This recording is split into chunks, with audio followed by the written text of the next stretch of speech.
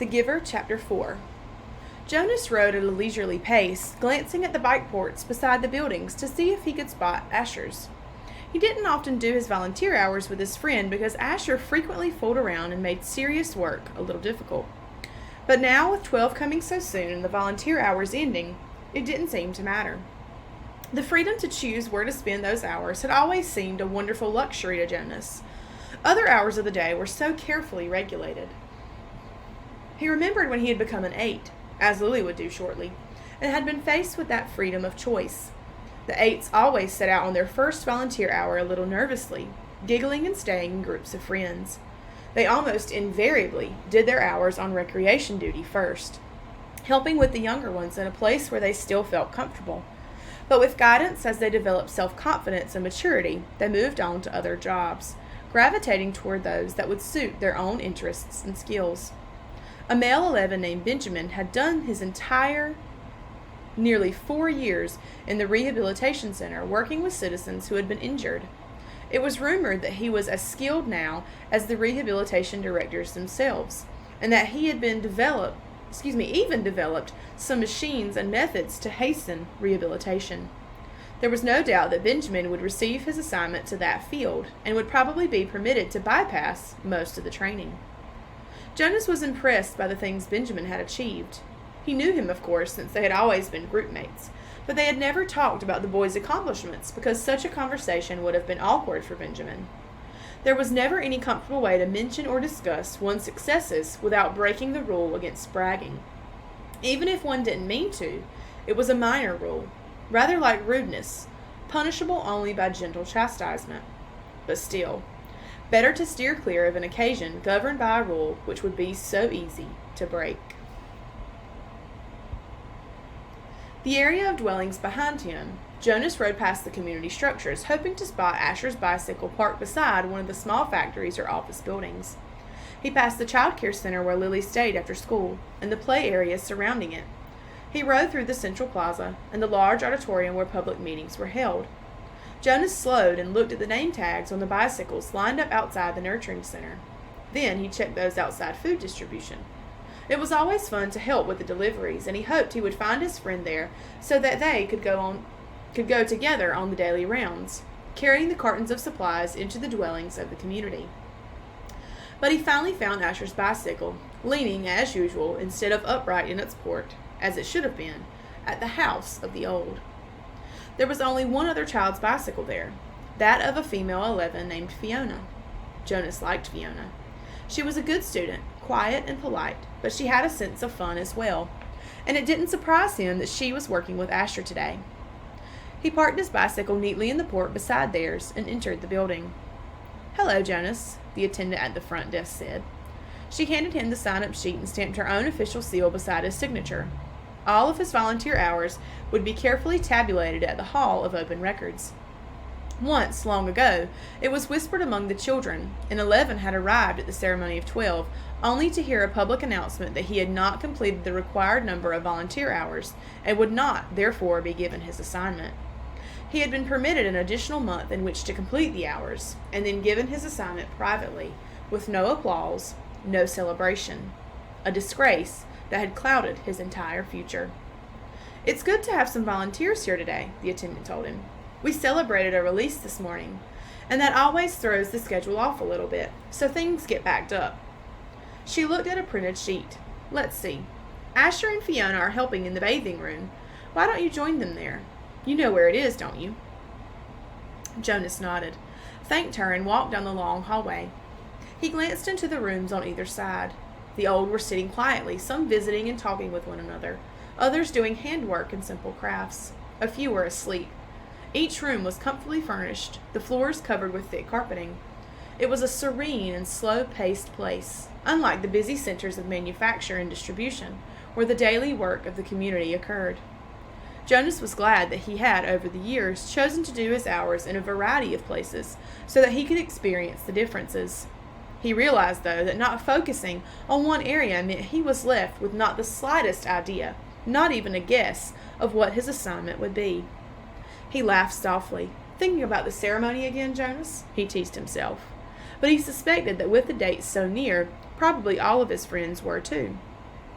He passed a caretaker walking slowly with one of the old in the hall. "Hello, Jonas," the young uniformed man said, smiling pleasantly.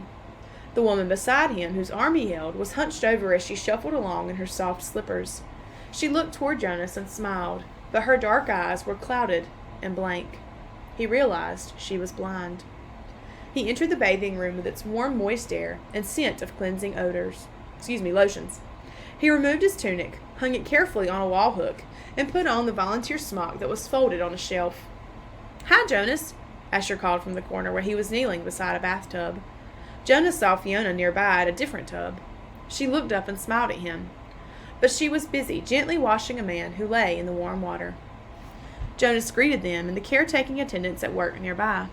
Then he went to the row of padded lounging chairs where others of the old were waiting. He had worked here before. He knew what to do. How would you feel at your age, about your age, if you had to go to a nursing home and wash some of the residents, like you had to give them a bath?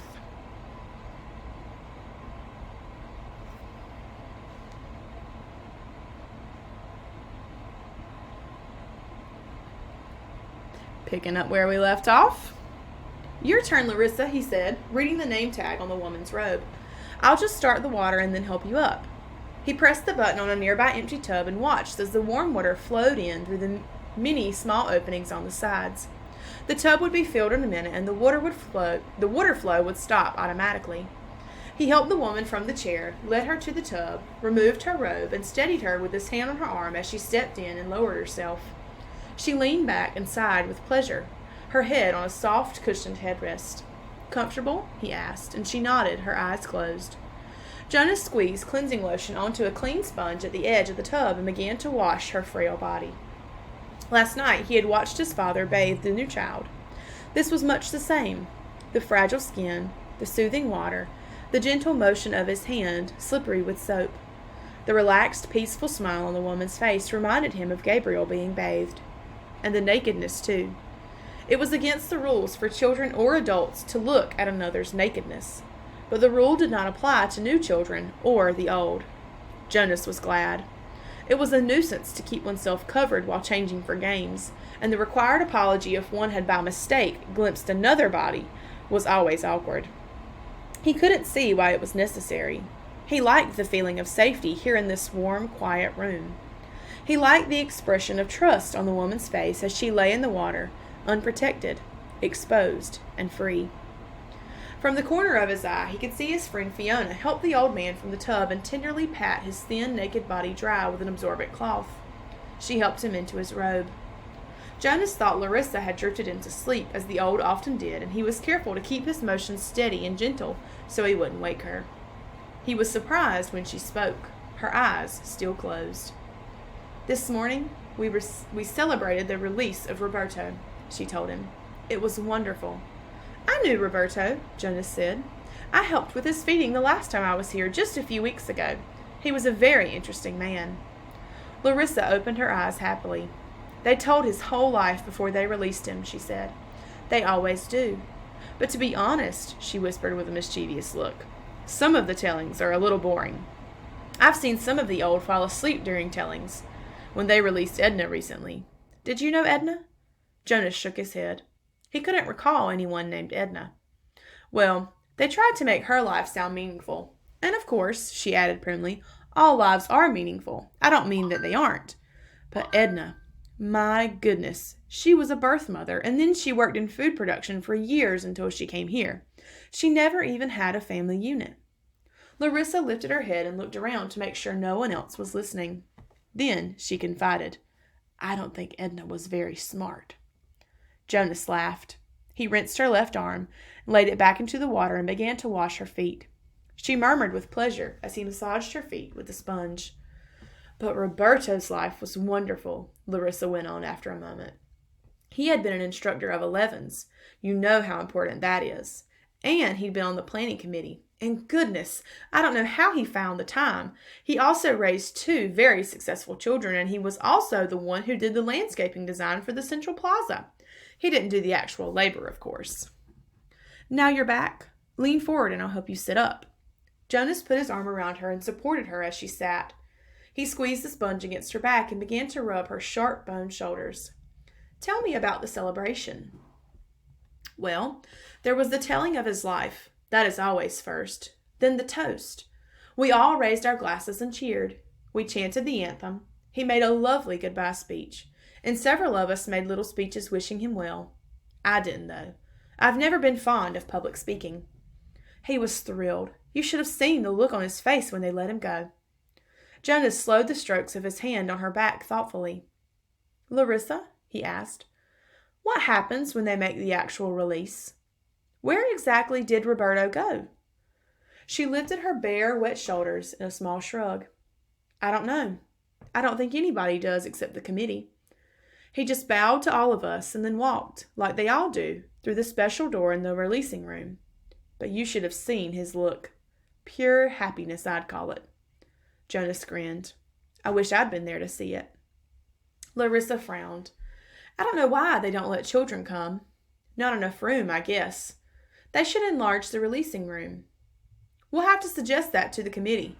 Maybe they'd study it," Jonas said slyly, and Larissa chortled with laughter. "Right," she hooted, and Jonas helped her from the tub. So in this chapter, you learn a little bit more about release. Jot down your thoughts on release. What do you think it is? What do you think happens? Does anything happen? Let me know what you think.